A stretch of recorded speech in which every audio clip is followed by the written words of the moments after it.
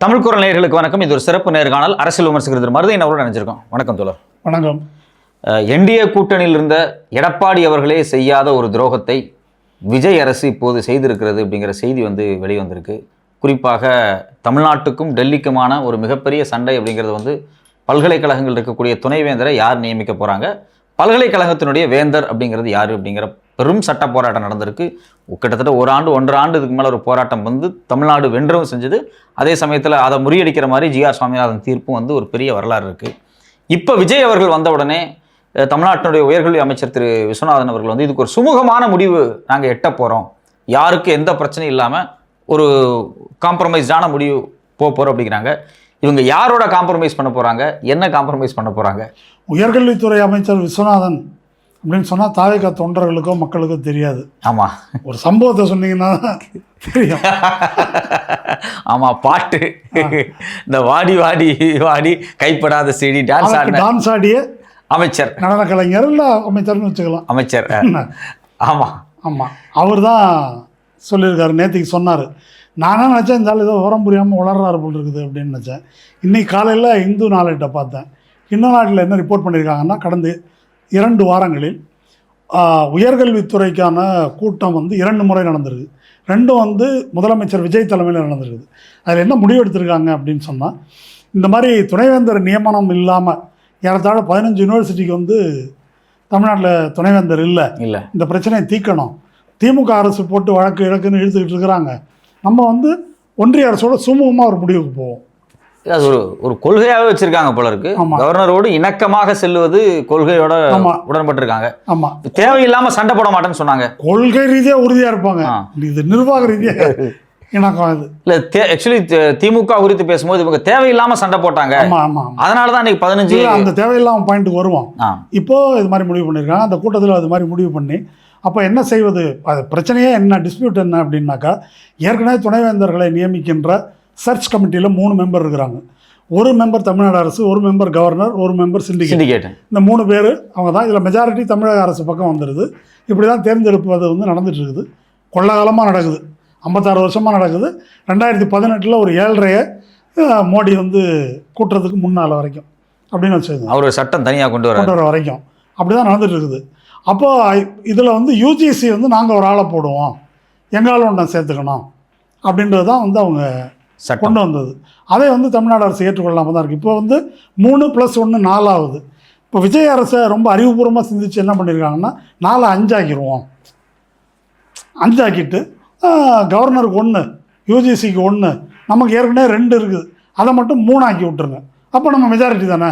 இல்லை, வெளியிருந்து பார்க்கும்போது அப்படி தானே தொலையுது. இப்போ ஸ்டேட் கவர்மெண்ட் சார்ந்து ஒரு சிண்டிகேட் மெம்பர் இருப்பாங்க, அது யூனிவர்சிட்டியோட சிண்டிகேட் மெம்பர் இருப்பாங்க. ஸ்டேட் கவர்மெண்ட் சார்பாக 2 பேர் இருப்பாங்க, அது அடிஷனல் மெம்பரோட சேர்த்துனா 3 பெருசுன்றதெல்லாம் அரித்மேட்டிக்ஸில் கரெக்டு. ஆனால் விஷயம் என்னன்னாக்கா, நியமிக்கிற வேந்தர் இருக்கிறார் இல்லையா, அவர் ஆளுநர். அதில் கை வைக்கல இல்லை, அது இன்னும் மாறலையே, இன்னும் மாறலதான். வேந்தர் ஆளுநருக்கு பதிலாக அரசுன்றது கேஸில் இருக்குது. ஆமாம், இப்போ வேந்தர் அவர் தான். அப்போ அவர் தான் அல்டிமேட்டாக தீர்மானிப்பார், நீங்கள் தீர்மானிக்கிறது அல்ல. அதனால் இந்த 3க்கு 2 3 பெருசு அப்படின்றது எங்களுக்கு தெரியும். அதெல்லாம் அது தெரியாமல் என்ன, அதனால் அது அல்ல பிரச்சனை. இப்போ என்ன பிரச்சனைன்னு கேட்டாக்கா, இந்த வழக்கோட வரலாறை நம்ம தமிழ் கூறும் நல்லுலகம் கொஞ்சம் நினைவுபடுத்தி பார்க்கணும். 2022 10 யூனிவர்சிட்டிஸ் தொடர்பாக துணைவேந்தர் நியமனம் தொடர்பாக ஸ்டாலின் அரசு ஒரு இது அறிவிக்குது.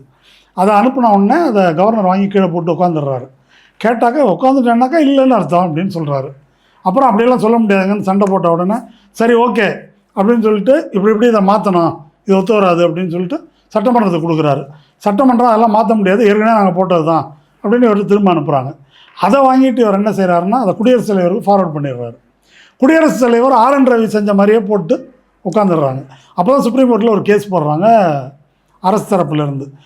கவர்னருக்கு உள்ள அதிகாரம் என்ன, governor aid and advice of the cabinet அப்படின்னு தான் இருக்குது. இவருக்கு தனியாக அதிகாரம் கிடையாது. ஒன்று இது வாங்கினாருனாக்கா அவர் ஒப்புதல் கொடுக்கணும் அல்லது நிராகரிக்கணும். திருப்பி அனுப்புனாக்கா சட்டமன்றம் அதே நிறைவேற்றி திருப்பி அனுப்புனாக்கா ஒப்புதல் கொடுப்பதை தவிர அவருக்கு வேறு மாற்றம் கிடையாது. அதுக்கப்புறம் குடியரசுத் தலைவருக்கு அனுப்புறது மோசடி. காலவரையறை இல்லாமல் போட்டு வைக்கிறதுக்கு அதிகாரம் கிடையாது. இதெல்லாம் ஆர்கியூ பண்ணதை ஏற்றுக்கொண்டு சுப்ரீம் கோர்ட் ஒரு தீர்ப்பு கொடுத்தது. டைம் டியூரேஷன் வேறு கொடுத்தாங்க. ஆமாம், 3 மாதம் டைம் டியூரேஷன் வச்சுருக்க முடியாது. இத்தனை நாள் நீங்கள் போட்டு வச்சுருந்ததுனால இது deem to have been passed அப்படின்னு சொல்லி ஒரு தீர்ப்பு கொடுத்தாங்க. இந்தியன் ஹிஸ்டரியிலேயே முதல் முறையாக எல்லா மாநிலங்களுக்கும் கிடைத்த மாபெரும் வெற்றி. எல்லா மாநில அரசுகளும் இதை கொண்டாடினார்கள், பாராட்டினார்கள். இது உடனே இதை தடுக்கிறதுக்கு பிரசிடென்ஷியல் ரெஃபரன்ஸ் அப்படின்னு சொல்லி ஒரு 5 நீதிபதிகள் கொண்ட அமர்வு, அது வந்து இப்போ ரெஃபரன்ஸ் தான், அவங்க கருத்து இதுக்கு எதிராக வந்து கொடுத்தாங்க. இப்போ தீர்ப்பு வந்து இதுதான். அப்போ இதுதான் செல்லுபடியாகும். இந்த அடிப்படையில் நியமனத்துக்கு ஒரு சட்டம் இயற்றி வந்து டிக்ளேர் பண்ணும்போது அதை வந்து நீதிபதி ஜிஆர் சாமிநாதன் தலைமையிலான ஒரு அமர்வு விடுமுறை கால நீதிமன்றத்தில் மெட்ராஸில் வந்து திருநெல்வேலியிலேருந்து வெங்கடாஜலபதினு ஒருத்தர், பிஜேபி வெங்கடாஜலபதி, அவர் திருப்பதி வெங்கடாஜலபதி இல்லை, வெங்கடாஜலபதி, அவர் மதுரையில் போட வேண்டியவர் மெட்ராஸில் போட்டார். ஏன்னா மெட்ராஸில் தான் நீதிபதி ஜிஆர் சாமிநாதன் இருக்கார், இதனால போட்டிருக்காரு. இருக்கலாம், நமக்கு தெரியாது. Vacation bench. ஆமாம், வழக்கமாக முக்கியமான வழக்கு எல்லாமே வெக்கேஷன் பெஞ்சில் அவர் கரெக்டாக. ஆமாம், வெக்கேஷன் பெஞ்சில் இப்போது ஒரு சட்டம் சட்டமன்றத்தால் இயற்றப்படும் போது அது வந்து கான்ஸ்டியூஷன் படியானது என்று பொதுவாக கருதப்படும். உடனே நீதிமன்றம் அதுக்கு வந்து ஸ்டே கொடுக்காது, எப்பொழுதும் இன்ட்ரீம் ஸ்டே எல்லாம் கொடுக்காது. ஆனால் விதிவிலக்காக அந்த கேஸில் ஒரு இன்ட்ரீம் ஸ்டே வந்து கொடுத்தாரு. அது மூத்த வழக்கறிஞர் வில்சன் போன்றவர்களுடைய ஆட்சேபம், எங்களுக்கு டைம் கொடுங்கன்னு கேட்டது, இதெல்லாம் தாண்டி இன்ட்ரீம் ஸ்டே வந்து கொடுத்துட்டாரு. திரும்ப உடனே சுப்ரீம் கோர்ட்டுக்கு போனாங்க. எங்களோட வாதத்தை சமர்ப்பிக்க கூட போதிய அவகாசம் கொடுக்காம இந்த மாதிரி கொடுத்துருக்குறாங்கன்னு உடனே அங்கே உச்சநீதிமன்றம் என்ன சொன்னாங்க, அப்படியா, அப்போ உங்களுக்கு டைம் தர சொல்கிறோம், திரும்ப வந்து சென்னை ஹைகோர்ட்லேயே விசாரிங்க, ஆனால் அது வரைக்கும் யாரையும் போடக்கூடாது அப்படின்னு ஒரு உத்தரவு போட்டாங்க. அந்த வழக்கு வர 29ஆம் தேதி சென்னை உயர்நீதிமன்ற தலைமை நீதிபதி அமர்வில் விசாரணைக்கு வருது. இது வரைக்கும் ஓகே. இன்றைக்கி காலையில் பேப்பரில் புது மேட்ரு என்னன்னு கேட்டாக்கா, அன்னைக்கு வெங்கடாஜலபதினு ஒருத்தர் பெட்டிஷன் போட்ட மாதிரி இன்றைக்கி வந்து கூடுவாஞ்சேரியிலேருந்து பாஸ்கர்னு ஒருத்தர் ஒரு பெட்டிஷன் பிஐஎல், அவர் என்ன போட்டிருக்காரு, யார் நியமித்தாலும் சரிங்க துணைவேந்தரை, அதை வந்து மேலாண்மை செய்வதற்கும் சூப்பர்வைஸ் பண்ணுறதுக்கும் ஒரு ஓய்வு பெற்ற உயர்நீதிமன்ற தலைமை நீதிபதி அவரை நியமிக்கணும் அப்படின்னு ஒரு பெட்டிஷன் போடுறாரு. இது வந்து எந்த சட்டத்துக்கு கீழேயும் வராது. ஆனால் மாட்சிமை தங்கிய நீதிமன்றம் அந்த பெட்டிஷனை அட்மிட் பண்ணிட்டு நம்ம மாநில அரசுக்கு, ஒன்றிய அரசுக்கு, யூஜிசிக்கு நோட்டீஸ் போட்டு வாங்க 29ஆம் தேதி வாங்க, இதையும் அதையும் சேர்த்தே நாங்கள் விசாரிக்கிறோம் அப்படின்னு சொல்லியிருக்கிறாங்க. இது வந்து ஏதோ ஒரு வாசனை அடிக்குது எனக்கு. இந்த தலையீடு இருக்கு இல்லையா, இந்த தலையீடும் இதை அனுமதிச்சிருக்கிறதும் இதுதான் கான்டெக்ஸ்ட். இப்போ வந்து நியாயமாக மாநில சுயாட்சிக்காக நாங்கள் நிற்கிறோம், மாநில உரிமைக்காக நிற்கிறோம், நாங்களும் திராவிட கட்சி தான், அண்ணா பாருங்கள் அண்ணா பெரியார் படத்தெல்லாம் வச்சுருக்கிறோம்ல அப்படின்னு சொல்கிறவங்க என்ன நியாயமாக செய்யணும்னா, ஏற்கனவே தமிழக அரசு எப்படி நின்று வாதாடி இருக்கிறதோ அந்த லைனில் வந்து வாதாடி மாநில உரிமையை நிலைநாட்டணும். இந்த வழக்கு வந்து 29ஆம் தேதி என்ன வரப்போகுது என்று சொல்லக்கூடிய இந்த நேரத்தில் தான் இப்படி ஒரு குறுக்கு சால் ஓட்டுற வேலையை விஜய் அரசு செஞ்சிருக்கு. இப்போது 5 பேரை போட்டுக்கலாம், சுமூகமாக முடிச்சுக்கலாம், ஆளுநர் வந்து சுமூகமாக முடிச்சிடுவார் என்று நம்புகிறோம்னு நேற்று விஸ்வநாதன் சொல்கிறாரு. அப்போ என்ன ஆகுது அப்படின்னா, இது அவுட் ஆஃப் கோர்ட் செட்டில்மெண்ட் மாதிரி, இந்த வழக்கு வேணாம் நாங்கள் முடிச்சுக்கிறோம். இதுவரை மாநில உரிமைக்காக நடத்திய போராட்டம், முக்கியமாக அரசமைப்பு சட்டத்துக்கு எதிராக ஆளுநர், குடியரசுத் தலைவர், ஒன்றிய அரசு இவங்கெல்லாம் நடந்துக்கிறாங்க அப்படின்னு சொல்லி ஒரு constitutional right of the state government அதை நிலைநாட்டி இருக்குது அரசு. அப்படி நிலைநாட்டினதை காலி பண்ணுற வேலையை இப்போது இந்த அரசே பார்க்குது, விஜய் அரசே அந்த வேலையை வந்து பார்த்துருக்கு. இதுக்கு முன்னாடி கவர்னர் செஞ்சுட்டு இருந்தாரு, பாஜக செஞ்சுட்டு இருந்துச்சு, இப்போ வந்து விஜயை நேரடியாக செய்ய ஆரம்பிச்சிட்டாரு. அப்போது இது முதல்ல ஏற்கனவே நான் சொன்னது போல் 2018 தான் யூஜிசியில் இந்த மாதிரி இந்த ரெகுலேஷன் இருக்கு இல்லையா, இதை வந்து மோடி அரசு வந்து கொண்டு வருது இந்த ரெகுலேஷனை. அதுக்கு முன்னால் அது கிடையாது. அப்போ இந்த 7(3) என்ற இந்த ரூல் அமெண்ட்மெண்ட் இருக்கு இல்லையா, இதை டெல்லியின் அடிமை என்று சொல்லப்பட்ட எடப்பாடியே ஒத்துக்கலை. எடப்பாடியே இதை ஒத்துக்க முடியாதுங்க அப்படின்ட்டார். எடப்பாடியே ஒத்துக்காத ஒன்றை அதை விட கேவலமாக போய் இந்த தாவேகா அரசு ஏற்றுக்கொண்டிருக்கிறது. அதாவது ஒன்றிய அரசுக்கு நெடுஞ்சாங்கடையாக ஜெயலலிதா காலிலெல்லாம் விழுவாங்க இல்லையா ஃப்ளாட்டாக, அந்த மாதிரி மோடி காலில் விழுந்திருக்கிறார் வீரர் சூரர் விஜய். இப்போ இந்த நடைமுறை இந்த 5 பேரை எக்ஸ்டெண்ட் பண்ணுறது, அதே போல் வந்து சான்சலர் வந்து ஏற்கனவே இருக்கக்கூடிய எக்ஸிஸ்டிங் முறை, சான்சலர் வந்து கவர்னரே வந்து சான்சலராக இருப்பார், இது மாதிரியான செட்டப் இருக்குது பார்த்தீங்களா? இதுக்கு வந்து விஜய் அரசு தரப்பு இருக்கு இல்லையா, அவங்க என்ன நியாயத்தை முன்வைக்கிறாங்க? இல்லை இப்போ இது வந்து நேற்றுக்கு தொலைக்காட்சியில் விவாதம் வந்திருக்கு, அன்புமணி கண்டிச்சிருக்காரு. நேற்று சன் தொலைக்காட்சியில் விவாதம். அந்த விவாதத்தில் எப்பொழுதுமே தாவேக்கான அஃபிஷியல் ஸ்போக்ஸ் பர்சன் வரமாட்டாங்க, ஆதரவாளர் பத்திரிகையாளர் அப்படி தான் வந்து ஆதரவாக பேசுவாங்க. அப்படி 2 பத்திரிகையாளர்கள் வந்திருந்தாங்க. ஹிந்து நாளேட்டிலேருந்து ராமகிருஷ்ணன்றவர், அப்புறம் பிரம்மான்னு ஒரு பத்திரிகையாளர். அவர் தாவேக்கான்னு சொல்லிக்கிறது இல்லை, பட் தாவேக்கா ஆதரித்து தான் அவர் பேசுகிறார். இவங்க 2 பேரும் வந்து ஒரு 3 பாயிண்ட் வந்து சொன்னாங்க. முதல் முக்கியமான பாயிண்ட் என்ன அப்படின்னாக்கா, நீங்கள் வந்து டெல்லி வர்சஸ் தமிழ்நாடு, அதாவது திமுக வர்சஸ் பிஜேபின்றத டெல்லி வர்சஸ் தமிழ்நாடுன்னு நீங்கள் அரசியல் போராட்டம் நடத்திட்டு இருக்கிறீங்க, அரசு பாலிடிக்ஸ் பண்ணுறீங்க.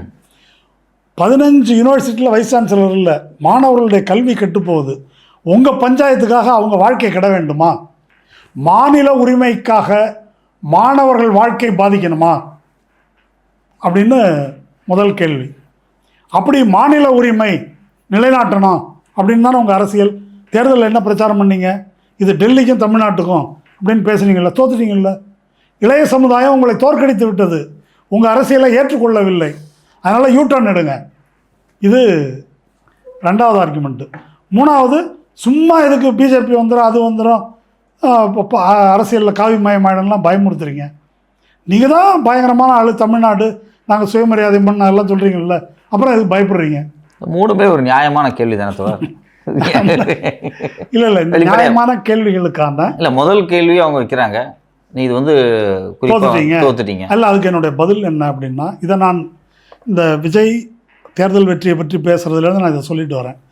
விஜய் அரசு, விஜய் கட்சி, இந்த அரசு என்பது பாரதிய ஜனதாவினுடைய ட்ரோஜன் ஹார்ஸ் அப்படின்றத நான் சொல்லிட்டு வரேன். இந்த தேர்தலில் அப்போ ட்ரோஜன் ஹார்ஸ்ன்றதுக்கு ஆதாரம் இருக்கா? அமித்ஷாவும் விஜயும் எங்கேயாவது ரகசியமாக காண்டா விளக்கில் சதி பண்ணாங்களா உட்காந்து நைட்? அப்படியெல்லாம் நான் சொல்லலை, இருக்கிற விவரங்களிலிருந்து சொல்கிறேன். என்ன விவரம்? அவருடைய மிக முக்கியமான முழக்கம் என்ன அப்படின்னா, டெல்லி வர்சஸ் தமிழ்நாடு அப்படின்றதுக்கு அவர் ஒரு ஸ்லோகன் வச்சுருந்தார். அவங்க பாசிசன்னு, நீங்கள் பாயாசமா? ஆமாம். நீங்கள் வந்து டெல்லின்னு சும்மா பூச்சாண்டி காட்டாதீங்க, உங்களுடைய குற்றங்களை மறைப்பதற்காக நீங்கள் வந்து அதை திசை திருப்புறீங்க அப்படின்றது தான் அவர் வச்சது. இங்கே என்ன பிரச்சனை அப்படின்னா, பெண்களுக்கு பாதுகாப்பு இல்லை, ஊழல், போதை மருந்து, இதுதான். இதை திசை திருப்ப தான் நீங்கள் சும்மா டெல்லி டெல்லின்றீங்க. இதுதான் அவர் பிரச்சாரம் பண்ணார். இது வெற்றி அடைந்து விட்டது. இது அதனால தான் இப்போ அதை தான் அவங்க சொல்கிறாங்க, அதுதானே ஜெயிச்சிருக்கு, இதை மக்கள் இல்லைன்னு சொல்லிட்டாங்கல்ல அப்படின்னு அவங்க சொல்கிறாங்க. அப்போது ஒரு 35 விழுக்காடு வாக்கு வாங்கியிருக்காங்க. குறைந்தபட்சம் 35 விழுக்காடு அவருக்கு வாக்களித்த மக்கள் மத்தியில் ஃபாசிசம், இந்துத்துவா, ஒன்றிய அரசின் ஆக்கிரமிப்பு என்பது பிரச்சனை இல்லை என்ற கருத்தை உருவாக்குவதில் விஜய் வெற்றி பெற்றிருக்கிறார் அப்படின்றதான் இவங்க சொல்கிறது. அதான வெற்றி, தேர்தல் வெற்றி காட்டுவது. அதுக்கு பொருள் என்ன அப்படின்னு சொன்னால், இதுகாரும் பிஜேபி எதிர்ப்பு, மாநில உரிமை, இந்தி எதிர்ப்பு, இந்துத்துவ எதிர்ப்பு என்று இருந்த தமிழ்நாட்டு மண்ணை தாமரை மலர்வதற்கு ஏற்ப இந்த மண்ணை அவர் வந்து பக்குவப்படுத்தியிருக்காரு. அதெல்லாம் ஒரு பிரச்சனை இல்லைங்க அப்படின்னு ஆக்கியிருக்கிறாரு என்பது தான் இதுக்கு பொருள். அது ஒரு வகையில் உண்மை அவங்க சொல்கிறது. அதை எப்படி எதிர்த்து போராடுவதுன்னு தான் நம்ம பேசணும். அப்போ எதை நம்பக்கூடாது அப்படின்னா, இல்லை இவங்க மதசார்பற்ற சக்தி, அல்லது நம்ம தோழர் சண்முகம் சொல்கிறாரு இல்லையா, குடியரசுத் தலைவர் ஆட்சி வந்துடக்கூடாது அப்படின்றதுக்காக தான் நாங்கள் ஆதரிக்கிறோம். அவங்க சிபிஎம் ஒரு அறிக்கை விட்டுருந்தாங்கல்ல, இந்த குற்றங்கள்லாம் நடந்திருக்கு, இதை கரெக்டாக எடுத்துக்காட்டி அவங்க வெற்றி பெற்றுட்டாங்க, திமுக இதை பார்த்து திருந்தணும் அப்படின்னு சொல்லியிருந்தாங்க. அப்போது விஜயனுடைய பிரச்சாரம் சரியானது அப்படின்றதான் அவங்க சொல்ல வர்றது. அப்போது ஒன்றியத்துக்கும் தமிழ்நாட்டுக்கும் இடையிலான மோதல் அப்படின்னு நாங்கள் திமுக கூட்டணியின் கீழே நாங்கள் செய்த பிரச்சாரம் தப்பு, விஜய் சொன்னது தான் கரெக்டு. மேலும் விஜய் மதசார்பற்ற சக்தி, காங்கிரஸோடு சேர்ந்துருக்காரு, அதுலேருந்தே தெரியலையா அவர் பிஜேபி எதிர்க்கிறவர்னு. 2வது. 3வது, குடியரசுத் தலைவர் ஆட்சி வந்து நாங்கள் ஆதரிக்கலைன்னாங்க. இப்போ என்னுடைய பாயிண்ட் என்னன்னாக்கா, இதான் இப்போ தெளிவாக தெரியுது, ஒன்றிய அரசுக்கு இந்த மண்ணை திறந்து விடுவது பிஜேபிக்கு என்ற வேலையை அவர் செய்கிறார். 1. 2வது, குடியரசுத் தலைவர் ஆட்சி வராமலேயே மோடிக்கு என்ன விருப்பமோ அதை அமல்படுத்துவதற்கான ஏற்பாட்டை அவர் செய்கிறார். அப்படின்றது தான் இதிலிருந்து நமக்கு தெரிய வர்றது. இப்போ கேள்வி வந்து எதிர்த்து நின்று போராடுவதா அல்லது சரணடைவதா? நியாயமாக இப்போ ஒரு மேகதாட்டு பிரச்சனையில், காவிரி பிரச்சனை, இது மாதிரி விஷயங்களில் எல்லா கட்சிகளும் ஒன்று சேர்ந்து ஒன்றா ஒரு நிலைப்பாடு வைக்கிறது அப்படின்னு ஒன்று இருக்கும். அந்த மாதிரி அத்தனை பேரும் ஒன்று சேர்ந்து ஒரு நிலைப்பாட்டில் பேச வேண்டிய ஒரு விஷயம். இப்போ டீலிமிட்டேஷனில் எல்லாரும் எதிர்த்து பேசுனாங்க இல்லையா?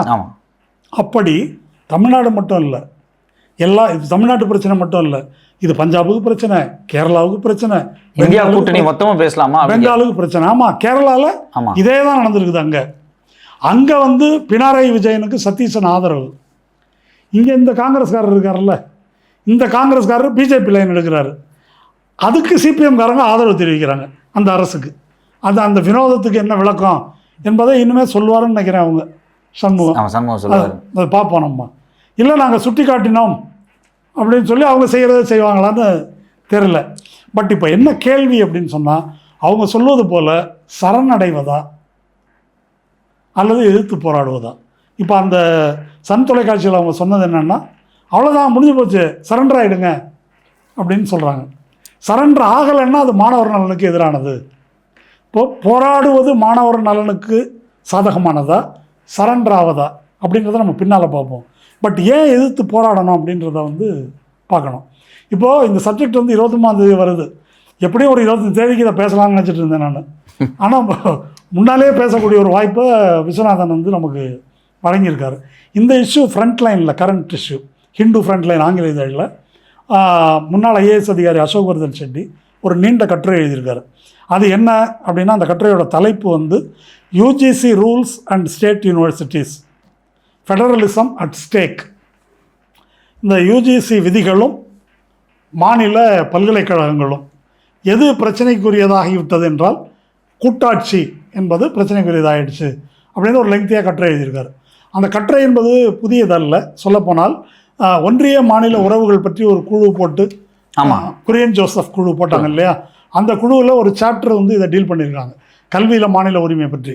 அதை மேலும் விரிவாக்கி இவர் வந்து இந்த கட்டுரையில் அவர் எழுதுகிறார். இந்த கட்டுரையை எழுதியிருக்கிறதோட முக்கியமான பாயிண்ட் என்ன அப்படின்னா, இது சும்மா யூஜிசி ஒரு துணைவேந்தர் நியமனம் அப்படி பார்க்கக்கூடாது. இது ஆக்சுவலாக ஃபெடரலிசம் அப்படின்ற இஷ்யூ இருக்குல்ல, கூட்டாட்சி கோட்பாடு, அது கேள்விக்குள்ளாக்கப்படுவது அப்படின்றது தான் இதில் உள்ள கோர் கொஸ்டின் அப்படின்றது. இதை வேறு விதமாக இப்படி சொல்லலாம். அது யூஜிசின்றது என்ன? யூஜிசின்றது நியமிக்கப்பட்ட ஒரு தலைவர், அவருக்கு கீழே 10 பேரோ 12 பேரோ அடங்கிய ஒரு குழு. அவங்க வந்து ஒரு ரூல் ஃப்ரேம் பண்ணுறாங்க. சரி, யூனிவர்சிட்டி ஆக்ட் என்பது என்ன? தமிழ் மக்களால் தேர்ந்தெடுக்கப்பட்ட சட்டமன்றத்தைச் சேர்ந்த உறுப்பினர்கள் அரசமைப்பு சட்டத்தின் அடிப்படையில் இயற்றுகின்ற ஒரு சட்டம். எதுக்கு மேலேன்றதான் இப்போ கேள்வி. இப்போ நமக்கு வந்து கான்ஸ்டியூஷன் அனைத்துக்கும் மேலானது. அந்த கான்ஸ்டியூஷன் அடிப்படையில் தான் சென்ட்ரல் கவர்மெண்ட்டோ ஸ்டேட் கவர்மெண்ட்டோ சட்டம் இயற்றுது. அது வந்து அதுக்கு அடுத்த நிலை. அடுத்த நிலைன்னு நான் சொல்ல வர்றது அதனுடைய ஃபோர்ஸ், அதிகார வலிமை, அதுக்கு அடுத்த நிலை. ரூல் அப்படின்றது ஒரு சட்டத்தின் அடிப்படையில் விதிகள் இயற்றப்படுவது. இப்போ யூஜிசி வந்து ரூல்ஸ், அது வந்து யூனியன் கவர்மெண்ட்டினுடைய யூஜிசி ஆக்டுக்கு கீழே போடப்படுகின்ற ரூல். அப்போ அதுக்கு மதிப்பு அதுக்கு கீழே தான். இது வந்து என்ன? இது மாநில சட்டமன்றம் இயற்றுகின்ற சட்டம். அப்போது இத்தனை ஒரு 7 கோடி தமிழ் மக்களுடைய பிரதிநிதிகளால் இயற்றப்பட்ட சட்டம் மேலாண்மை வைக்குமா, 10-12 அதிகாரிகள் போட்ட ரூலு மேலாண்மை வைக்குமா என்பது தான் நமக்கு கேள்வி, மையமான கேள்வி. அப்போது இந்த கேள்வியில் கான்ஸ்டியூஷன் என்ன சொல்லுது? விரிவாக போகலைன்னாலும் சுருக்கமாக அதனுடைய பாயிண்ட்டை சொல்கிறேன். அதில் அவர் ரொம்ப தொகுப்பாக சொல்லியிருக்கார். அதாவது கான்ஸ்டியூஷனில் 2 முக்கியமான பிரிவுகள் இருக்குது. Article 254 subsection 1. அது என்ன சொல்லுது அப்படின்னா, ஒரே குறிப்பிட்ட பிரச்சனையில் மாநில அரசும் ஒன்றிய அரசும் சட்டம் இயற்றினால் எது மேலாண்மை வகிக்கும்? 254(1) வந்து ஒன்றிய அரசு போட்ட சட்டம் மேலாண்மை வகிக்கின்ற விஷயங்களை சொல்லுது. 254 சப்செக்ஷன் 2ன்னு ஒன்று இருக்குது. அது வந்து மாநில அரசு போட்ட சட்டம் எப்போ மேலே நிற்கும் அப்படின்றத சொல்லுது. எப்போ மேலே நிற்குன்றதுக்கு ஒரு பொது விதி என்னன்னு கேட்டாக்கா, ஒரு சட்டமன்றம் சட்டம் இயற்றி அதை ஆளுநருக்கு அனுப்பி குடியரசுத் தலைவர் அதுக்கு ஒப்புதல் கொடுத்துட்டாக்கா அதுக்கப்புறம் அதுக்கு மேலே ஒன்றிய அரசின் சட்டம் இருக்குதுன்னு சொல்ல முடியாது. சரியா? இப்போ அதனால தான் தமிழ்நாடு அரசு போட்ட சட்டத்தை அப்ரூவ் பண்ணாமல் வச்சுருந்தார் ஆர்.என். ரவி. அதனால தான் அப்ரூவ் பண்ணாமல் வச்சுருந்தாங்க குடியரசுத் தலைவர். அந்த லெவலுக்கு விட்டால் இது போய்டும் நம்ம கையை விட்டு அப்படின்னு அதை முறியடிப்பதற்கு அவங்க செய்த ஒரு கொல்லைப்புற வழியிலான முயற்சி. அந்த முயற்சி வெற்றி பெறவில்லை. அது சுப்ரீம் கோர்ட் இப்படி தீர்ப்பு கொடுத்துருச்சுன்னு உடனே அதை முறியடிக்கிறதுக்கு ஹைகோர்ட்டுக்கு வந்துட்டாங்க. ஹைகோர்ட்டில் ஜிஆர்எஸ் ஒரு உத்தரவு வாங்கி சரி வாசல் வழியாக தானே வர முடியாது, கொல்ல பக்கமாக வர்றேன் அப்படின்னு உள்ளே பூந்து அதை இப்போது ஸ்டாப் பண்ண நிறுத்தியிருக்கிறாங்க. ரெண்டும் வேணாம், ஜன்னல் வழியாக வாங்க தலைவா அப்படின்னு கூப்பிட்றாரு விஜய். அப்படி வச்சுக்கலாம் இதை. சரியா? இதுதான் அந்த செக்ஷன். இது இல்லாமல் யாருக்கு எந்த அதிகாரம் அப்படின்றது சட்ட அரசமைப்பு சட்டத்தில் பட்டியல் இருக்குது. அதில் என்ட்ரி 66 அப்படின்றது ஒன்றிய அரசின் அதிகார பட்டியலில் என்ட்ரி 66 என்ன சொல்லுதுன்னா, பல்கலைக்கழக விவகாரங்களில் ஒன்றிய அரசின் அதிகாரம் அல்லது யூஜிசியின் அதிகாரம் என்பது coordination and determination of standards, அந்த இதை ஒருங்கிணைப்பது, அப்புறம் தரத்தை தீர்மானம் செய்வது. இது 2 தான் அதிகாரம். அங்கே அவங்களுக்கு என்ன அதிகாரம், துணைவேந்தரை நியமிக்கிற அதிகாரம் எதுவும் இருப்பதா அது சொல்லலை. இது ஒன்றிய அரசின் அதிகார பட்டியல். அடுத்தது என்ட்ரி 44 யூனியன் லிஸ்ட்டில் அது கார்ப்பரேஷன், அதில் தலையிட்டு அவற்றை ரெகுலேட் பண்ணுறது பற்றி சொல்லுது. அந்த பட்டியலில் யூனிவர்சிட்டி கிடையாது. அப்போ ஒன்றிய அரசின் அதிகார பட்டியலில் பல்கலைக்கழகம் என்பது வரவில்லை அப்படின்றது தெளிவாக இருக்குது. சரிதானா? அப்போ இவங்க உள்ளே வர்றதுக்கு ஒன்றும் வேலை இல்லை. அதனால தான் 1956 போடப்பட்ட யூஜிசி ஆக்டில் இது கிடையாது. எது துணைவேந்தரை நியமிப்பது பற்றிய விஷயமே அந்த ஆக்டிலேயே இல்லாத ஒரு விஷயத்தை ரூலில் கொண்டு வர்றது மோடி அரசு. அந்த கோணத்திலேயே அது செல்லாது. ஆக்டில் எது இல்லையோ அதுக்கு நீங்கள் ரூல் ஃப்ரேம் பண்ணுறது முடியாது என்ற கோணத்தில் செல்லாது. அதுக்கு பிறகு அதுக்கு மேலே போவோம். அப்புறம் இதை பற்றி இந்த வாதங்கள்லாம் எடுத்து வச்சு பேசின பிறகு நீதிமன்றங்கள் என்ன சொல்லுது? இது பல மாநிலங்கள் கேஸ் நடத்தியிருக்கிறாங்க. இந்த வரைக்கும் பிரச்சனையில் கேஸுக்கான தீர்ப்புகள் இருக்கு இல்லையா, அது விசித்திரமாக 2 விதமாகவும் இருக்குது நீதிமன்றத்தில். சரியா? இதில் தான் இல்லை, பல விவகாரங்களில் நீதிமன்றம் அந்த மாதிரி குளறுபடியாக தீர்ப்பு கொடுக்கறது இருக்கு இல்லையா, அது மாதிரி கொடுத்துருக்காங்க. பொதுவாக நீதிமன்றம் தீர்ப்பு வழங்கும்போது அதுக்கு சில முறைகள் இருக்குது, ஜுடிஷியல் டிசிப்ளின்.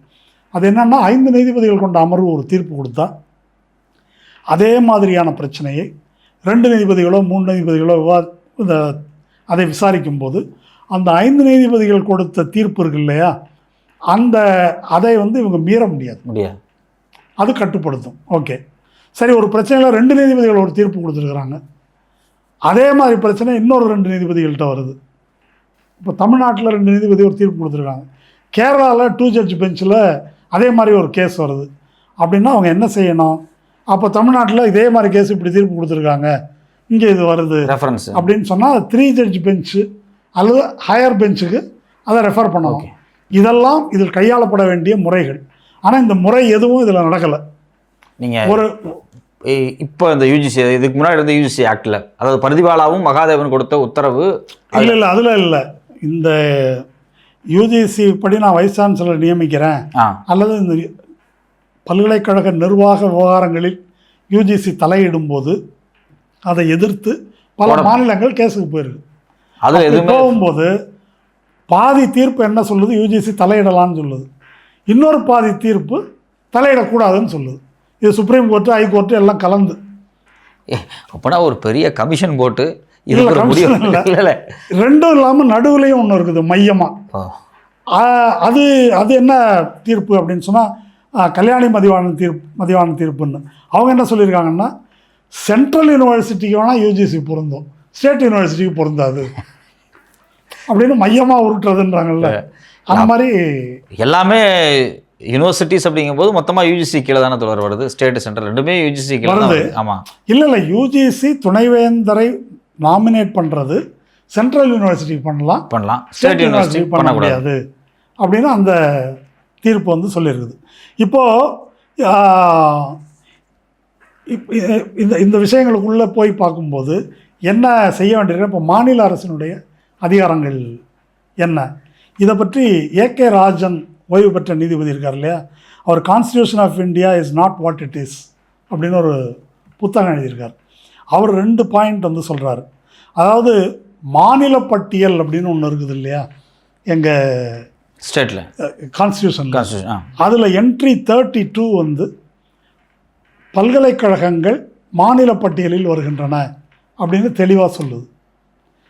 ஒன்றிய பட்டியலில் என்ட்ரி 44 அது வந்து கார்பரேஷன்களை ரெகுலேட் பண்ணுறது, அதில் வந்து யூனிவர்சிட்டி வராதுன்னு சொல்லுது. இது 2ஐயும் தான் சேர்த்து பார்க்கணும். கரெக்டாக தான் வந்துருக்கு, கரெக்டாக தான் எழுதியிருக்காங்க. ஆமாம், இது 2ஐயும் சேர்த்து பார்க்கும்போது உனக்கு உள்ளே வர்றதுக்கே வேலை இல்லை என்பதை தான் அவர் சொல்கிறார். இதில் இன்னும் நம்ம சிக்கலான விஷயங்களுக்குள்ளே போக வேண்டாம். சிக்கலான இது சட்ட ரீதியாக விவாதம் வரும்போது நம்ம பார்த்துக்கலாம். ஆக இதில் என்ன பிரச்சனை அப்படின்னு சொன்னாக்கா, ஒன்றிய அரசு இதற்குள் வருவதற்கு எந்த விதமான முகாந்திரமோ அதிகாரமோ அவர்களுக்கு இல்லை. சட்டவிரோதமாக வந்திருக்கிறாங்க. கான்ஸ்டியூஷனுக்கு விரோதமாக மட்டும் இல்லை, 1956 இயற்றப்பட்ட யூஜிசி ஆக்டுக்கே அவர்கள் வந்திருப்பது. ஆக்டிலேயே பிசி நியமனத்தில் யூஜிசி தலையிடுவதற்கு எந்த இதுவும் கிடையாது. அப்போ யூஜிசிக்கு என்ன தான் அதிகாரம் இருக்குது அப்படின்னு கேட்டால் ஒரு அதிகாரம் தான் இருக்குது. அதுக்கு பேர் என்ன, யூனிவர்சிட்டி கிராண்ட்ஸ் கமிஷன், பல்கலைக்கழக மானிய குழு. மானியத்தை நிறுத்தலாம். நான் சொல்கிற பேச்சை கேட்கலன்னா மானியம் கொடுக்க மாட்டேன், இவ்வளோ இதை சொல்கிறதுக்கு மட்டும்தான் அவர்களுக்கு அதிகாரம் இருக்குதே தவிர இந்த விசிஐ வர போடுன்னு சொல்கிறதுக்கோ போட்டது செல்லாதுன்னு சொல்கிறதுக்கோ அது எதுக்கும் அவர்களுக்கு அதிகாரம் இல்லை. அப்போது இந்த குளறுபடிகளை எல்லாம் ஒழிக்கணும் அப்படின்னு சொன்னால் அவர் அசோக்வர்தன் செட்டி என்ன சொல்கிறாருன்னா, இதை ஒழிக்கணும் அப்படின்னு சொன்னாக்கா இதை கான்ஸ்டியூஷன் பெஞ்சு விசாரிக்கணும். இதை மாநிலங்கள் ஏற்கனவே அப்படி கொண்டு போயிருக்கணும். அப்படி கொண்டு போகாமல் இவங்க கோட்டை விட்டாங்க, இந்த மாதிரி மாற்றி மாற்றி போயிட்டு அப்படின்னு சொல்லி நீதிமன்றம் வழியாக தீர்வு காண்பதற்கு அவர் அதை ஒன்று சொல்லியிருக்கார். இதில் எதுதான் சரி அப்படின்னு ஒரு கான்ஸ்டியூஷன் பெஞ்ச் முடிவு பண்ணணும் அப்படின்னு அதை சொல்லியிருக்கார். அது வரைக்கும் இருக்கட்டும். இப்போ பல்கலைக்கழக மானிய குழு அப்படின்ற பேர் இந்த யூஜிசிக்கு பொருத்தமா அப்படின்னு ஒரு கேள்வி இருக்குது. அதை நான் இந்த இடத்துல சொன்னேன், முட்டாளுக்கு அடிமுட்டாளுக்கு ஞானதேசிகன்னு பேர் வச்ச மாதிரி மானியமே கொடுக்காத குழுவுக்கு மானிய குழுன்னு பேர் வச்சுருக்காங்க. அது எப்படி மானியமே கொடுக்காத குழு? அதுக்கு ஒரு சான்று. அதுவும் எப்போ மோடி ஆட்சியின் கீழே தான். 2014-15 மோடி அப்போ தான் வர்றார் ஃப்ரெஷ்ஷாக. அவர் உள்ளே வரும்போது யூஜிசிக்கு ஒன்றிய அரசு ஒதுக்கிய தொகை 8,905 கோடி ரூபா. 8,905 கோடி ரூபா. அதில் இப்போ யூஜிசிக்கு ஒதுக்கிட்டாக்கா அதை உடனே பிரித்து எல்லா மாநில பல்கலைக்கழகத்துக்கும் கொடுக்க மாட்டாங்க. முதல்ல ஒன்றிய அரசு நடத்துகிற சென்ட்ரல் யூனிவர்சிட்டிஸ் கொடுத்துட்டு மிச்சத்தை தான் கொடுப்பாங்க. அதில் பங்கீடு எப்படி இருக்குன்னாக்கா 87% சென்ட்ரல் யூனிவர்சிட்டிக்கு, 13% ஸ்டேட்டுக்கு. 13%னா ரூபா எவ்வளோ வருது? 8,905 1,185 ரூபா. அதை மாநிலங்களுக்கு பிரியுங்க. இது ஆயுத பூஜை பொறியிடலை பிரிக்கிற மாதிரி தான் இது. அப்படி ஒரு ஃபண்டே தேவை இல்லை, இதை சொல்கிறீங்க. இப்போ உள்ள நிலைமையை பாருங்கள். இது வந்து 2014-15. இப்போ வந்திருக்கிற முன்னேற்றம் என்ன? 25-26 எங்கால தான் போடுவேன்னு சொல்லிட்டு இருக்காங்க இல்லையா? சரி, அப்போ வெயிட்டாக பணம் கொடுக்குறாங்க போல இருக்குது. கொடுத்தா தானங்க ஒரு இது இருக்கும். இப்போ ஒரு திருவிழாக்கோ ஏதாவது ஒரு இதுக்கு ஸ்பான்சர் வந்து எவ்வளோ பணம் கொடுக்குறானோ அவ்வளோ பெருசு பேர் வைப்பாங்க. ஆமாம். அப்போ இவ்வளோ தூரம் மோடி வலியுறுத்துறதுனால ரூபா வந்து அதிகமாக கொடுக்குறாருன்னு நீங்கள் நினச்சா 2014-15 8,905 கோடி ரூபா. ஆமாம். இன்றைக்கி எவ்வளோன்னா 3,336 கோடி ரூபா. 10 வருஷம் கழிச்சு. ஆமாம், 1/3 குறைஞ்சிருக்குது. சரி, இந்த 1/3 ஏற்கனவே 13% கொடுத்தாங்களே, அதை கொடுக்குறாங்களான்னா இல்லை, 1.9%, 2%ன்னு வச்சுக்கோங்க. மொத்த இந்தியாவில் இருக்கிற மாநில பல்கலைக்கழகங்களுக்கு சேர்த்து அவங்க கொடுக்குற தொகை 62 கோடி ரூபா. 62 கோடி. இந்த வெள்ளத்தை தொட்டு நாக்கில் தரவாங்கள பார்த்துட்டு போகிறேன். ஆக்சுவலி இதில் இன்னொரு முக்கியமான ஒரு கேள்வி வருது. அதான் யூஜிசி எந்த வேலையுமே செய்யலையே, அந்த அமைப்பே வேண்டாம் அப்படின்னு தானே மோடி சொல்றாரு. ஆமாம், அது அடுத்த கட்டம். யூஜிசி ஏஐசிடி எல்லாத்தையும் கழிச்சிட்டு அது புது டெவலப்மெண்ட். அதுக்கு அடுத்தது அதுக்கு ஒரு ஸ்டெப்பு வந்து போகிறாரு இப்போ. அதுதான் இது. இப்போ மானியக்குழு அப்படின்னா அவங்க மானியமே கொடுக்காத மானியக்குழு இது, சரிதானா? இது மானியம் கொடுக்காததுன்றது எவ்வளோ பெரிய அயோக்கியத்தனம், அதுக்கு என்ன பின்புலம்ன்றதை அடுத்து பார்ப்போம், கொடுக்கலன்றதை. இப்போது இப்படி மானியமே கொடுக்காத மானியக்குழுவை வைஸ் சான்சலரை நாமினேட் பண்ணுங்க அப்படின்னு நீங்கள் இன்னைக்கு விட்டீங்கன்னா நாளைக்கு சிண்டிகேட் மெம்பரையும் நாங்கள் போடுறோம், செனட் மெம்பரையும் நாங்கள் போடுறோம் அப்படின்னு வருவாங்கன்னு சொல்கிறாரு அசோக் வர்தன் சிட்டி. சொல்கிறதுல நியாயம் இருக்கா இல்லையா? நியாயம் இருக்குது. இதில் இன்னொரு விஷயத்தையும் நம்ம பார்க்கலாம் தொடர். இப்போ இவங்க சொல்கிற மாதிரி யூஜிசி ஏஐசிடி எல்லாத்தையும் கலைச்சிட்டு ஒரு சென்ட்ரலைஸ்டு இன்ஸ்டியூட்டை உருவாக்கும் போது ஏற்கனவே யூஜிசிக்கு என்ன அதிகாரம் இருக்கோ அதை நாங்கள் எடுத்துக்கிறோம். யூஜிசி வந்து சிண்டிகேட் நீங்கள் சொல்லக்கூடிய சென்ட்ரலைஸ்டு இன்ஸ்டியூட்டா ஆர் வாட் எவர், அதுக்கு பேர் வந்து விக்சித் பாரத் சிக்ஷா அதிஷ்டான். வாயில் வர கடைசியாக வருது. அது வந்து இப்போ வந்து யூனிவர்சிட்டியை அது வந்து என்ன சொல்ல அப்படின்னா நாளைக்கு வந்து கோர்ட்டே சொல்லியிருக்கு யூனிவர்சிட்டியினுடைய வைஸ் சான்சலர் நியமிக்கக்கூடிய அதிகாரம் யூஜிசிக்கு இருக்குது. இப்போ யூஜிசி தான் மாறிடுச்சு, விக்ஷா தான் மாறிடுச்சு, நாங்களே அப்பாயின் பண்ணுறோம் அப்படிங்கிறது ஒரு சென்ட்ரல் லாவாக கொண்டு வந்துருவாங்க அவங்க. இல்லை, அதுக்கு நோக்கி போகிறாங்க. அது இதனுடைய அடுத்த ஸ்டெப்பு. அது இப்போ பார்லிமெண்ட்ரி கமிட்டியில் விவாதத்தில் இருக்குது, அது வரப்போகிறது. இப்போ உள்ளது என்ன, இதுக்கு ஒரு தடை போட்டால் அதை வந்து கொண்டு வரதுக்கு ஒரு சிக்கல் வரத்தானே வரும். இப்போ இதை ஸ்மூத்தாக விட்டுட்டா அது ஈஸியாக வந்துடும். இதை ஒரு கான்ஸ்டியூஷனல் பெஞ்சுக்கு நோக்கி நகர்த்திட்டா அது வர்றதுக்கு ரொம்ப கஷ்டம் தான். அதுதான் தாமரை பயிரிடுறதுக்கு தயார் பண்ணுறதுன்னு சொல்கிறது. இல்லைன்னா ஒரு இதாக இருக்கும். இப்போ தமிழிசை வந்து மலர்ந்தே தீரும்னு தொண்டை தண்ணி போக கற்றுனாங்க. ஆமாம், மலர வைக்கிற வேலையை விஜய் செய்கிறார். விஜய் வந்து மலர வைக்கணும் இருக்குது. ஆமாம் இல்லையா? அப்போது என்ன சொல்ல வரேன்னா, வைஸ் சான்சலருக்கு விட்டிங்கன்னா விரலினுடைய இடம் கொடுத்தால் தலையை நுழைப்பார்கள் அப்படின்ற எச்சரிக்கையை வந்து அவர் கொடுக்குறார். சரி, இப்போது விஜய் அரசு எடுத்திருக்கிற இந்த முடிவுக்கு வருவோம். 2 விட 3 பெருசா இல்லையா? பெருசு. ஆனால் 1 விட கவர்னர் பெரியவர் இல்லையா? 2 விட 3 பெருசாக இருக்கலாம். நீங்கள் சட்டமன்ற உறுப்பினர்கள் 243 பேர் இருக்கலாம், ஆனால் கவர்னர் ஒரு ஆள் தான். 243 பேரும் சேர்ந்து முடிவு பண்ணாலும் அதை ஒரு ஆள் வந்து நிராகரிக்க முடியும் என்பது தான் இன்னை வரைக்கும் அமலாயிட்டு இருக்குது. அப்போது ஆளுநர், வேந்தர் ஆளுநர் என்று இருந்த இடத்துல அரசு அப்படின்னு மாற்றிருக்குது. அதுதான் இத்தனை நாளாக இழுத்துட்டு இருக்குது. இப்போ 29ஆம் தேதி அதுதான் வருது. ஆஸ் இட் இஸ் அவர் தான் இருக்கிறார். அப்போ என்ன நடக்கும்? யூஜிசியை வந்து விட்டால் இந்த 2 விட 3 பெருசெல்லாம் நடக்காது. கடைசியில் அதை தீர்மானிப்பவர் ஆளுநர். ஆளுநர் வந்து யாரை தீர்மானிப்பார்? சங்கியை தான் அவங்க ப்ரப்போஸ் பண்ணுவாங்க, சங்கியை தான் அவங்க நியமிப்பாங்க.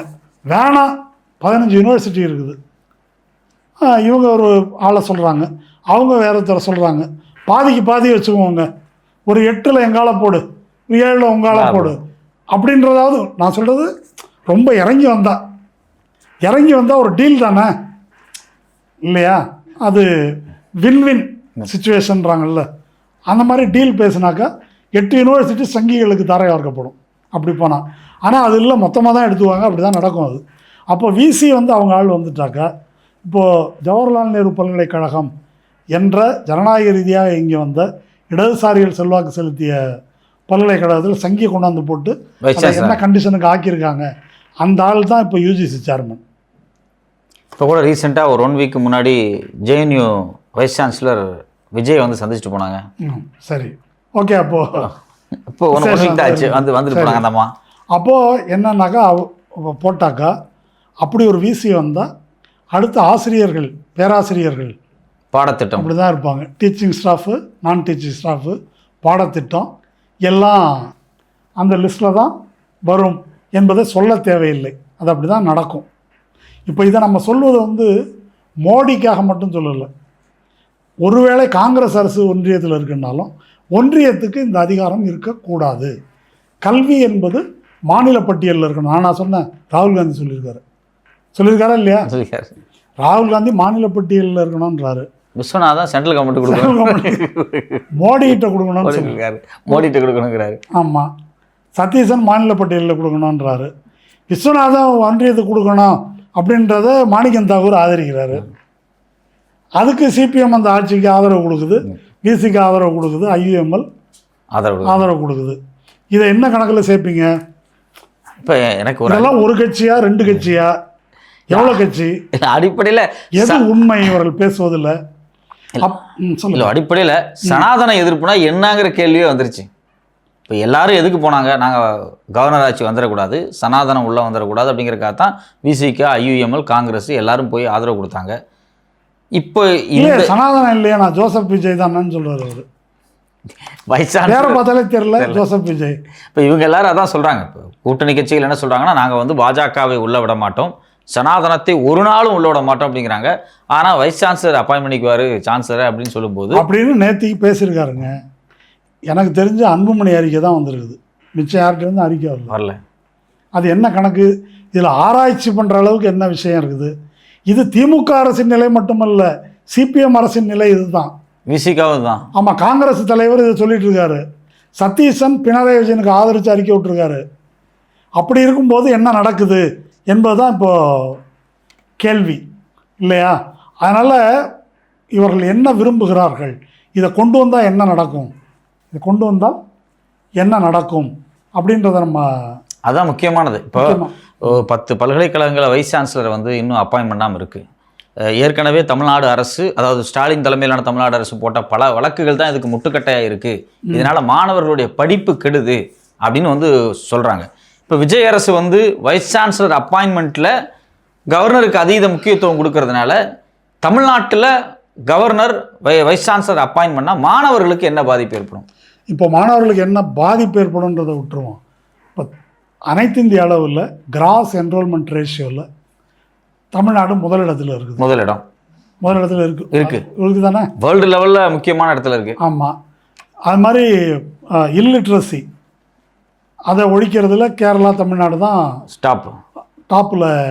பெஸ்ட்டு 50 யூனிவர்சிட்டிஸ் எடுத்தால், 100 யூனிவர்சிட்டிஸ் எடுத்தால் அதில் கிட்டத்தட்ட 40-46 யூனிவர்சிட்டிஸ் சவுத் இந்தியாவிலே இருக்குது. சவுத் இந்தியாவில் தமிழ்நாட்டில் 15 to 18 வரைக்கும் இருக்குது. Stem graduates, science, technology, engineering, mathematics இந்தியாவிலே அதிகம் இருக்கிற மாநிலத்தில் தமிழ்நாடு இருக்குது.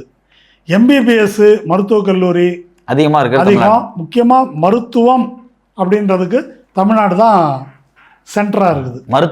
அதிகமான மருத்துவர்கள், அதிகமான பெட் இருக்கிறது தமிழ்நாடு தான். கல்வி பெற்ற பெண் தொழிலாளர்கள் மொத்த ஃபேக்ட்ரி ஒர்க்கர்ஸில் மோர் தென் 40% தமிழ்நாட்டில் தான் இருக்கிறாங்க. ஓகே, நீங்கள் இதெல்லாம் சொல்கிறீங்க. நேற்று விஸ்வநாதன் என்ன சொல்கிறார் அப்படின்னா, தமிழ்நாட்டில் இருக்கக்கூடிய உயர்கல்வி மாணவர்களுக்கு, இன்ஜினியரிங் படித்தவங்களுக்கு எந்த நாலேஜுமே இங்கே இல்லை அப்படின்னு அவர் சொல்கிறாரு. சரி, அது அடுத்தது வரும். இவருக்கு நாலேஜ் இருக்குது அப்படின்றத ஒத்துக்கிட்டா அவங்களுக்கு நாலேஜ் இல்லைன்னு நம்ம ஒத்துக்கலாம். அதை பேசணும்ல. ஆமாம், சரி. அப்போது இதெல்லாம் சில சான்றுகள். இப்போ இதெல்லாம் எப்படி அடைந்தோம்னாக்கா, மாநில பட்டியலில் கல்வி அவசர நிலை காலத்துக்கு முன்னால் வரைக்கும் இருந்தது. அதற்கு பிறகும் கன்கரண்ட் லிஸ்ட்டில் இருந்தது. பறிக்கப்பட்டாலும் ஒரு குறிப்பிட்ட அளவுக்கு உரிமை இருந்தது. அதுபோல் நிதி பங்கீடு அப்படின்னு மோடி வந்த பிறகு தான் அது சீரழிய தொடங்கியது. அது இருந்தது. அப்போது ஒரு 67க்கு பின்னால் திமுக வந்துருச்சு. மாறி மாறி திமுக, அண்ணா திமுக ஆட்சி செய்து ஒரு வகையான கொள்கைகள் தான் இங்கே அமல்படுத்தப்படுது என்ற அடிப்படையில் இங்கே வந்து கல்வி, தொழில் வளர்ச்சி இது எல்லாத்துலேயுமே முன்னேறிய இடத்துல தமிழ்நாடு இருக்குது அப்படின்றத நம்ம சொல்லல. நித்தி ஆயோக் வந்து நித்தி ஆயோக் டேட்டா சொல்லியிருக்குது. எல்லா சென்ட்ரல் கவர்மெண்ட்டோட டேட்டா ஜிஎஸ்டிபியில் மேலே இருக்குது, எல்லாம் தனிநபர் வருமானத்தில் மேலே இருக்குது, எல்லாத்துலேயும் மேலே இருக்குது. திராவிட மாடல் என்ற வார்த்தை பல பேருக்கு பிடிக்கலைன்னாலும் இது வந்து ஒரு அவர்களால் ஏற்றுக்கொள்ள முடியாத, விழுங்க வேண்டிய ஒரு கசப்பான உண்மை. இது எதனால் சாத்தியமாச்சுன்னாக்கா, எந்த அளவுக்கு மாநில உரிமை இருந்ததோ, மாநிலத்துக்கு, மாநில அரசுக்கு எப்போ உரிமை இருக்குதோ அப்போ தான் ஒரு கட்சி தன்னுடைய கொள்கையை நிறைவேற்ற முடியும். அப்போது இதெல்லாம் நடந்திருக்கு அப்படின்னாக்கா, ஏன் நடந்திருக்குது என்றால், பிற்படுத்தப்பட்ட, தாழ்த்தப்பட்ட வகுப்புகளை சேர்ந்த ஏழை மக்கள் கல்வி பெற வேண்டும், அதிகாரம் பெற வேண்டும், வாழ்க்கையில் உயர வேண்டும் என்பதை தங்களுடைய லட்சியமாக கொண்ட திராவிட இயக்கம் அதிகாரத்தில் இருந்த காரணத்தினால் அதிகாரத்தை பயன்படுத்துவதற்கான வாய்ப்பு இருந்த காரணத்தினால் இதையெல்லாம் செய்ய முடிஞ்சது. இப்போ அந்த வாய்ப்பை எடுத்துட்டாக்க, அந்த அதிகாரத்தை உங்கள் கையிலேருந்து எடுத்துட்டாக்க. ஐஐடி ஐஏஎம்ல எப்படி 90% ஆசிரியர்கள் ஒரு பார்ப்பன சமூகத்திலேருந்து உயர் ஜாதியிலேருந்து வர்றாங்களோ, பெரும்பாலும் மாணவர்கள் வந்து உயர் ஜாதியிலேருந்து வர்றாங்க. ரிசர்வேஷனில் போகிற மாணவர்கள் சூசைட் பண்ணுறாங்க. கிட்டத்தட்ட 23,000க்கு அதிகமான பேர் படிக்க முடியாமல் வெளியே வந்திருக்காங்க கடந்த 10 வருஷத்தில். அது மாதிரியான ஒரு நிலைமை ஏற்படுத்தும். அப்போது இல்லை, அதனுடைய ஒன்லைன் என்ன அப்படின்னாக்கா, கொள்கை வகுக்கும் உரிமையை மாநிலங்களிடமிருந்து பிடுங்க வேண்டும். கொள்கையை ஒன்றிய அரசு வகுக்கும். மாநில அரசுன்றது முனிசிபாலிட்டி கொள்கை வகுக்காதில்ல.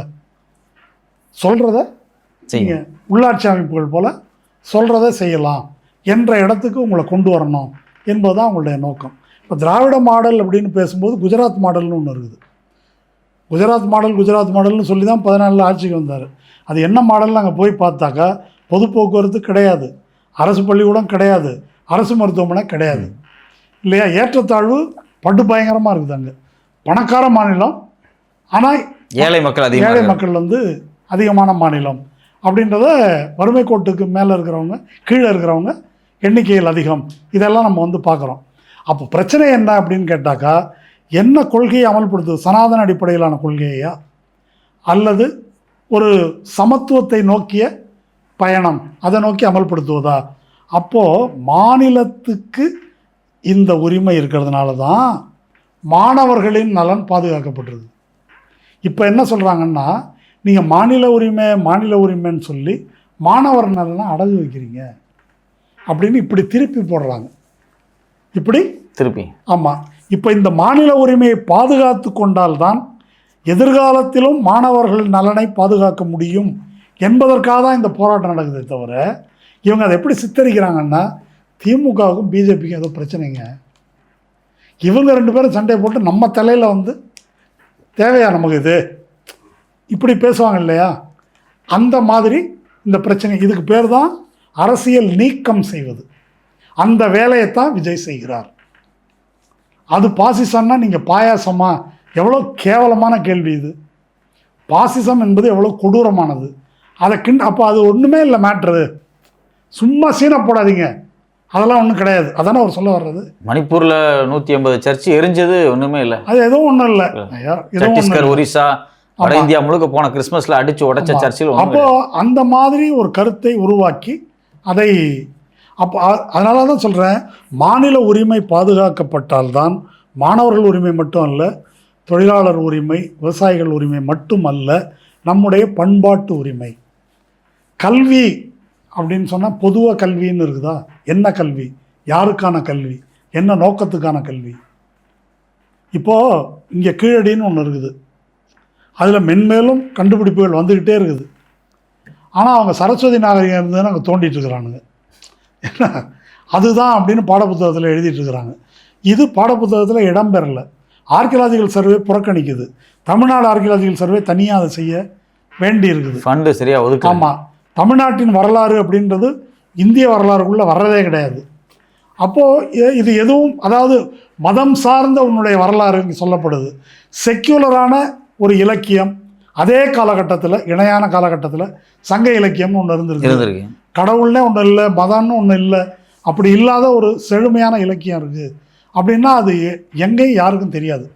இப்படி ஒரு ட்ரெடிஷன் இருக்கிறது. காப்பியங்கள் மிகப்பெரிய வரலாற்று ஆசிரியர்களுக்கெல்லாம் நான் சொல்கிறது, தாப்பார் மாதிரி உள்ளவங்க, இப்படி பல பேருக்குமே அந்த விஷயம் வந்து போகவே இல்லை. அப்போ அதை வந்து அப்படி இருட்டடிப்பு செய்யப்படுது. அப்போது ஒரு இனம், ஒரு மொழி தன்னுடைய வரலாறை தெரிந்து கொள்ளணும் அப்படின்னு சொன்னாக்கா அந்த உரிமை அதற்கு இருக்கணும். அது இல்லை அப்படின்னா இப்படி ஆதிக்கம் செய்யப்படும் இல்லையா? அப்போ கல்வி என்பது அது ஒன்று. ரெண்டாவது, அவங்க திட்டம், புதிய கல்விக் கொள்கையாக இருக்கட்டும், அன்றைக்கி ராஜாஜி பண்ணதாக இருக்கட்டும், குலக்கல்வி திட்டம், அதை எப்படி கொண்டு வர்றது, வொகேஷனல் கோர்ஸ் எப்படி கொண்டு வர்றது, இது அவங்க திட்டம். அது கூடாது. அது குலக்கல்வி திட்டத்தோட பிரச்சனை என்னென்னா, ஒரு தொழிலை கற்றுக்கலான்றதில்லை, இந்த ஜாதிக்காரன் இந்த தொழிலை கற்றுக்கணும், அல்லது ஒடுக்கப்பட்ட சமூகத்தில் பிறந்தவர்கள் திரும்ப திரும்ப உடல் உழைப்பு தொழிலேயே இருந்து உடல வேண்டும் என்பதிலிருந்து அவர்களை விடுவிப்பது என்பது தமிழ்நாட்டினுடைய கல்வி மாடலாக இருந்திருக்குது. இவ்வளோ விஷயம் அதில் இருக்குது. மாநிலத்தின் கல்வி உரிமை பறிக்கப்பட்டால் அப்படி போகும். அப்போது ஒன்றிய கல்வி அப்படின்னு ஒன்று இருக்குதா? இருக்குது. அதுதான் காவிமயமாக்கல் அப்படின்னு சொல்கிறோம். இப்போ யூஜிசி வந்து ரெகுலேஷன்ஸ் வந்து அனுப்பியிருக்குது. யாருக்கு? பல மாநிலங்களுக்கு. அதில் வந்து இந்தியன் நாலெட்ஜ் சிஸ்டம் அப்படின்னு ஒன்று வச்சுருக்குறாங்க. இந்திய என்ன சொல்கிறது, அறிவு மரபு அப்படின்னு வச்சுக்கோங்களேன். என்ன இந்திய அறிவு மரபில் இருக்குது? 18 கோர்ஸ் இருக்குதான். இது எல்லாமே வந்து ஹையர் எஜுகேஷனில். அது என்னன்னு சொல்கிறேன் கேளுங்க. ஃபிலசாபிக்கல் ஃபவுண்டேஷன்ஸ் ஆஃப் எத்திக்ஸ் அப்படின்னு ஒரு கோர்ஸ். இது அறம் சார்ந்த விழுமியங்களுக்கான தத்துவ அடிப்படைகள். என்ன அடிப்படைன்னு கேட்டால் வேதம், உபநிடதம், பகவத்கீதை, புராணம், ராமாயணம், மகாபாரதம். இதெல்லாம் பிறப்புக்கும் எல்லா உயிருக்கும்னு எழுதி போட்டிருக்காங்க. இதான் கேட்டால் இது அதான் கொள்கை என்னன்னு அதோ அங்கே இருக்க பாருங்க. பாடத்திட்டத்தில் இது மட்டும் இல்லை. அப்புறம் வரலாறு எடுத்துக்கிட்டீங்க அப்படின்னாக்கா, விடுதலை போராட்டத்தில் சாவர்கர், தீன்தயாள் உபாத்யாயா இவர்கள் ஆமாங்க, என்ன சொல்கிறீங்க, இருக்குது. கர்நாடகாவில் கதறாங்க, இதெல்லாம் விட்டுருக்குறாங்க, எதிர்த்து அறிக்கை விட்டுருக்குறாங்க. அது இல்லாமல் வேத கணிதம், பஞ்சாங்கம், லக்னம், என்ன கிளி ஜோசியம், கிளி ஜோசியம் எல்லாமே வந்து இதெல்லாம் உயர்கல்வியில் கொண்டு வர்றாங்க. இதை பற்றி நீங்கள் தனியாக படித்து தெரிஞ்சுக்கலாம். அது இப்போ இந்த விசி உள்ளே வந்தால் இதெல்லாம் வந்துடும் ஆட்டோமேட்டிக்காக. யூஜிசி தான் வந்து அவங்க அமல் ஏங்க இப்போ டிவிகேலேயே ஒரு அம்மா வந்து கோயம்புத்தூர்லன்னு நினைக்கிறேன். ஆமாம் தொடர். அவங்க நான் டாக்டரேட் வாங்கியிருக்கேன் எதுலன்னா ஜோசியத்தில். ஆமாம் இல்லையா? எல்லா நோய்களையும் ஜோசியத்திலே சரி பண்ணிடலாம் அப்படிங்கிறாங்க. சரி பண்ணிட முடியும் அப்படிங்கிறாங்க. வைத்த வழியா ஜோசியத்தில். ஆமாம். அதனால் அது அப்போது இது வந்து ஒரு பார்ட். இதெல்லாம் வரப்போகுதுன்னு எதுக்கு சொல்கிறேன்னா, ஐயுஎம்எல் பாய் வந்து ஆதரிக்கிறார். என்ன நீ இதெல்லாம் படிக்க வேண்டியிருக்கும். இதுக்கெல்லாம் சேர்த்து ஒரு மந்திரி பதவிக்காக இல்லை, இதுதான் சனாதனத்தை போதிக்குது, இதுதான் சனாதனத்தை திணிக்குது அப்படிங்கிறது. ஆனால் இதை வந்து திருமாவர்களே எதிர்க்காமல் இருக்காரு. தெரியல என்னவோ பண்ணிட்டோம். இந்த விஷயம் அவருக்கு போய் சேர்ந்துச்சா? ஏங்க போய் இது என்ன கதையாக இருக்குது? இல்லை ஏங்க இன்னைக்கு தினகரனில் தலைப்பு செய்தி அது, மற்றதெல்லாம் உள்ளே தள்ளிட்டாங்க. ஹிந்துவில் 2வது 3வது பக்கத்தில் தெளிவாக இருக்குது. விஜய் தலைமையில் கூட்டம் நடந்தது, இப்படி முடிவு எடுத்திருக்காங்க. தமிழ்நாடு இதுக்கு நடத்திய போராட்டம் இந்தியாவுக்கே தெரியும். ஆமாம். அதை காலி பண்ண போகிறாங்க. 29ஆம் கேஸ் வருது. அதை காலி பண்ணுற மாதிரி வேலைன்றது பாமரனுக்கும் கூட படித்தாக்க வந்து அதை தெரிந்து கொள்ள முடியும். அந்த மாதிரி ஒன்று அவங்களுக்கு தெரியல அப்படின்னு சொன்னால் பொதுவாக சொல்லுவாங்கள்ல, ரொம்ப பிரச்சனைக்குரிய விவகாரம் வந்தபோது இல்லை அதை நான் பார்க்கலன்னு சொல்லுவாங்கள்ல, அந்த மாதிரி வேணால் பதில் சொல்லிக்கலாம். அப்படி சொல்லக்கூடிய விஷயம் அல்ல இது. அப்போது இந்த யூஜிசி சொல்கிறபடி இப்படி நியமிக்கப்பட்டால் கல்வி காவிமயமாவதை தடுக்க முடியாது. இது ஒரு பார்ட். 2வது கல்வி தனியார் மயமாவது. கல்வி தனியார் மயமாவதற்கு நான் நிறைய ஆதாரம்லாம் கொடுக்கல. யூஜிசி கிராண்ட் குறைஞ்சிருக்கு இல்லையா? அதுவே அதுக்கு சிறந்த ஆதாரம். இப்போ அவங்க கொண்டு வர போகிற விக்சித் பாரத் சிக்ஷா அதிஷ்டான், இது வந்து தனி ஒரு சப்ஜெக்ட். இது அங்கே விவாதத்தில் இருக்குது. அதில் முக்கியமாக நான் என்ன சொல்ல வரேன்னா, இந்த மானிய குழுன்றதை ஒழிக்கிறாங்க. வழிகாட்டுவது, கண்காணிப்பது, இயக்குவது மட்டும்தான் செய்வோம். பணம் வேணும்னாக்க கடன் வாங்கிக்கணும், திருப்பி அடைக்கணும். யூனிவர்சிட்டி எப்படி திருப்பி அடைக்க முடியும்? எப்படி அடைக்க முடியும்னா, இது அமெரிக்க மாடல். கார்ப்பரேட் ஃபண்டிங், அவனுக்கான ஆராய்ச்சி செய்வது. அதுக்கு ஃபண்டிங்க்கு இவங்க போய் பிச்சை எடுக்கணும் எங்கேயாவது ஒரு நிறுவனங்கள்கிட்ட. ஆமாம்.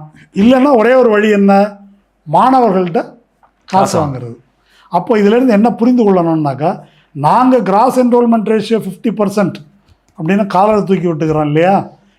இனிமேல் ஒடுக்கப்பட்ட சமூகங்களை சேர்ந்த மாணவர்கள் உயர்கல்விக்குள்ளே போக முடியாது. ஏற்கனவே இப்போ நம்ம வந்து எல்கேஜி சேர்க்கறதுக்கே எவ்வளோ ஃபீஸு தனியாரில் அப்படின்னு நம்ம வந்து பார்க்குறோம். உயர்கல்விக்கு ஃபீஸ் எப்படி இருக்கும்? உயர்கல்விக்கு அப்படி ஃபீஸ் இருந்தால் யார் படிக்க முடியும்? எலிட், அதாவது ஆதிக்க சாதிகளை சேர்ந்த, அதுலேயும் மேட்டுக்குடியவர்கள் இருக்காங்கல்ல, அவங்க மட்டும்தான் உயர்கல்விக்கு செல்ல முடியும். இப்போ அப்படி இல்லை, மற்றவர்கள்லாம் என்ன செய்கிறது அப்படின்னா, கார்பெண்டர், பிளம்பரு இந்த மாதிரி வேலை கற்றுக்குங்க அப்படின்னு வந்து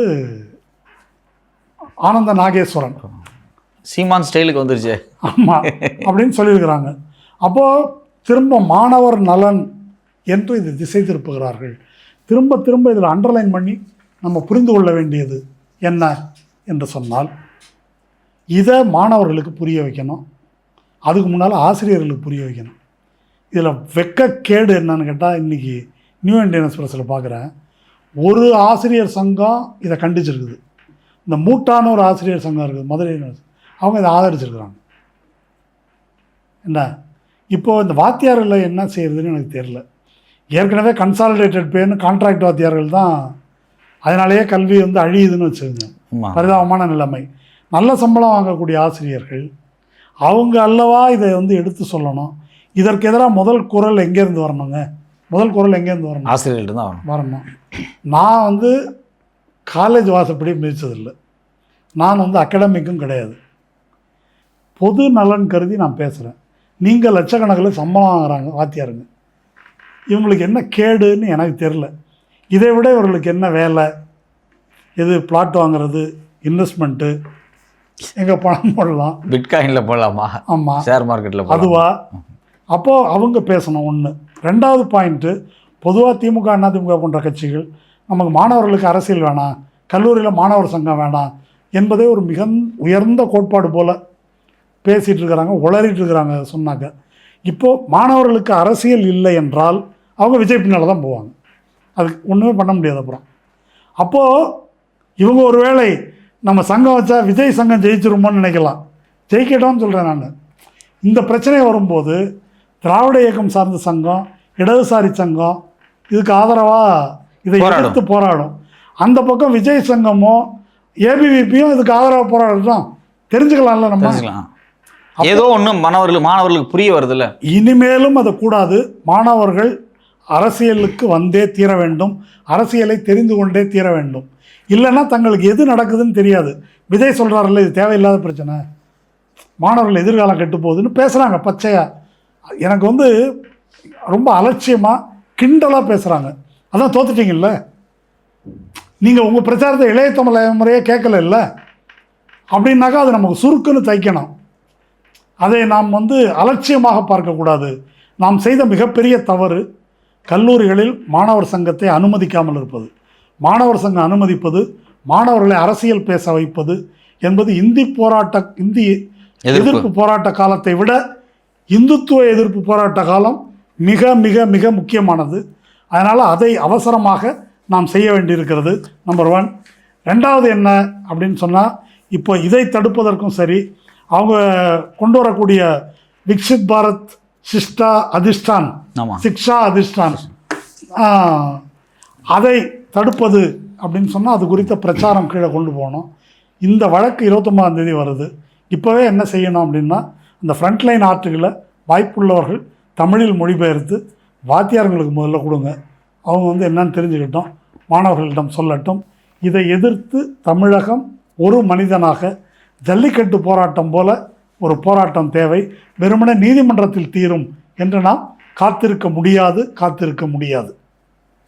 ரொம்ப ஒரு விரிவான ஒரு உரையாடல் தோழர். அதாவது ரொம்ப எவ்வளோ பெரிய ஆபத்தான சூழ்நிலையில் உட்கார்ந்துருக்குறோம். ஒட்டுமொத்தமாக இந்தியாவினுடைய தமிழ்நாட்டினுடைய பாடத்திட்டங்கள்லாம் எப்படி காவிமயமாக போகுது, உண்மையிலேயே சனாதன தர்மம் அப்படிங்கிறது வந்து எப்படி எதனூடாக கொண்டு வருது அப்படின்னா பாடப்புத்தகங்களோட தான் கொண்டு வருவாங்க அப்படிங்கிறத வந்து ரொம்ப தெளிவாக விரிவாக சொன்னாங்க. இதுக்கு எப்படி விஜய் அரசு வந்து துணை போகுது, விஜய் வந்து ஒரு செக்யூலர் ஃப்ரண்ட்டாக இங்கே வந்து சொல்லிட்டு இருக்கக்கூடியவங்கெல்லாம் இதை பற்றி பேசாமல் இருக்கிறது ஒரு பெரிய வேதனையாக இருக்குது. பொறுத்திருந்து பார்ப்போம் இது குறித்து என்ன நடக்குது அப்படின்னு. ரொம்ப நன்றி தோழர்.